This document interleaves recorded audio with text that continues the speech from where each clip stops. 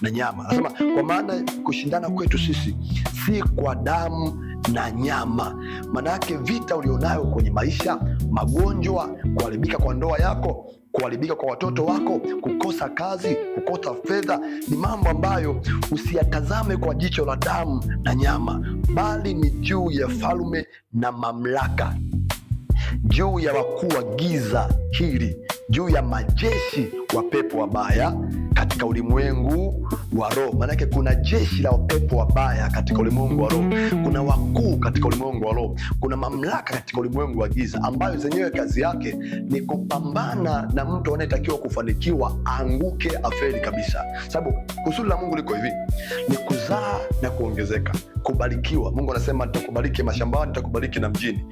Kusudi la Bwana ni wewe kubarikiwa, lakini kusudi la adui ni wewe kuanguka. Kwa hiyo tukimtoa shetani, wewe ni mtu uliyefanikiwa sana. Tukitoa nguvu ya giza, umefanikiwa sana. Tukitoa uchawi, umefanikiwa sana. Kinachozuia mafanikio yako ni hizi mamlaka ambazo zenyewe zipo zikikaa macho kuangalia nani ambaye anastahili kufanikiwa, ili wainue vita kwenye maisha yako. Na ndio maana sio wote wanaofanikiwa ni kwamba wana bidii nyingi sana. Kuna watu wana bidii ya maisha, kuna watu wanakesha usiku wa walali, lakini mafanikio hawana. Alafu anakuja mtu mmoja anagusa kitu kidogo tu, maisha yake ameshakuwa vizuri. Unajiuliza nini? Sababu ni kwamba nyuma yake kuna nguvu ya giza ambayo inapambana na waliostahili kufanikiwa wasifanikiwe, ili usipofanikiwa sasa usione thamani ya Mungu katika maisha yako. Kwa hiyo vita yako, unapoona kuna baadhi ya mambo hayaendi sawasawa, acha kuangalia watu, acha kuangalia binadamu, acha kuangalia bosi wangu amenifukuza kazi, mume wangu amekuwa ni mlevi sana, watoto wangu wamekuwa ni wabishi hawasikii. Iangalie roho iliyo nyuma. Sasa jambo la ajabu ni kwamba kwa kuwa hizi ni mamlaka, ni nani anayeweza kupambana na mamlaka? Nani anayeweza kupambana na jeshi na falme ya giza? Tukisema falme, tunazungumzia majority ya watu. Kama ni jeshi ni jeshi, kama ni kikosi ni kikosi, kama ni falme ni falme. Je, wewe unaweza kupambana na ufalme wote? Mtu mmoja kaniuliza swali, je, mtumishi wa Mungu ananifundisha kuhusu hiyo jambo, nawezaje sasa kuiangalia roho iliyo nyuma ya vita yangu na nikaishinda? Njia ya kuiangalia roho ni jambo rahisi sana, jambo rahisi sana. Maandiko yanasema kitabu cha Wafalme wa pili 6:16, wakati Elisha yuko kule mlimani, maandiko yanasema mfalme alituma jeshi likazunguka mlima. Mtumishi anatoka nje, anaona kuna jeshi kubwa limezunguka mlima. Anasema, mzee, tumezungukwa hapa, tuna escape vipi kwenye hii shida tu? Huku mlimani kote umejaa wanajeshi wakiwa na magari ya vita. Ilikuwa hana pressure. Anamwambia Elisha, sikiliza, unahangaika kwa sababu haujafunguliwa macho yako ya rohoni, lakini nataka leo Mungu akufungue macho ya rohoni, uone walio upande wetu ni wengi kuliko walio upande wa adui. Akafunguliwa macho, kweli ni wengi kuliko walio upande wa adui. Kwa hiyo hatupigani vita wenyewe, tunapiganiwa na Bwana.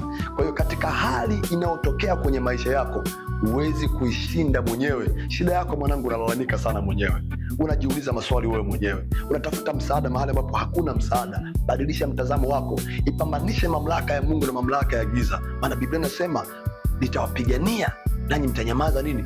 Kimya. Anayepigana vita yako ni Mungu, sio wewe.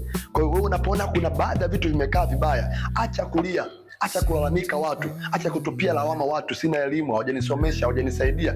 Wewe tazama chanzo cha tatizo ni nini, na ukienda mbali zaidi utakishafahamu chanzo cha tatizo ni kwamba kuna vita iliyo nyuma. Pambanisha mamlaka ya Mungu na mamlaka ya adui. Maana maandiko yanasema watashindana lakini hawatashinda. Ni kwamba wanashindana na nani? Hawashindani na wewe, wanashindana na adui. Kwa hiyo ili kuishinda hii vita ni wewe kuwa connected na Mungu, ambaye utakuwa na uhalali wa kuitumia mbingu kupigana na vita yako. Unashindwa vita kwa sababu hakuna anayekutetea, hakuna anayekutetea. Maandiko yanaposema nitakupigania na utanyamaza kimya, maana yake kuona mtu ambaye amekubali kumwachia Mungu vita yake. Kama unapigana mwenyewe, unalaumu watu mwenyewe, unajitesa mwenyewe, unajikatia tamaa mwenyewe, unalaumu mume wako mwenyewe, unaomba talaka mwenyewe, unaachana na mtu wewe mwenyewe, hauwezi kupigana na visivyoonekana, ile hali macho yako hayaoni visivyoonekana. Ruhusu Mungu uweze kuwa na haki ya kuiruhusu mbingu isimame kwa ajili ya kutetea. Utaona ukipiganiwa, na vita vyako kuanzia sasa utaendelea kushinda. Maisha yako yatakaa sawa, uchumi utakaa sawa, ndoa itakaa sawa, mahusiano itakaa sawa sawa, future yako itanyoka. Kwa nini? Kwa sababu vita vipo, lakini haupigani wewe, iko mbingu inayokupigania. Mimi ni balozi wa hatima, nimekusaidia. See you next time. God bless you.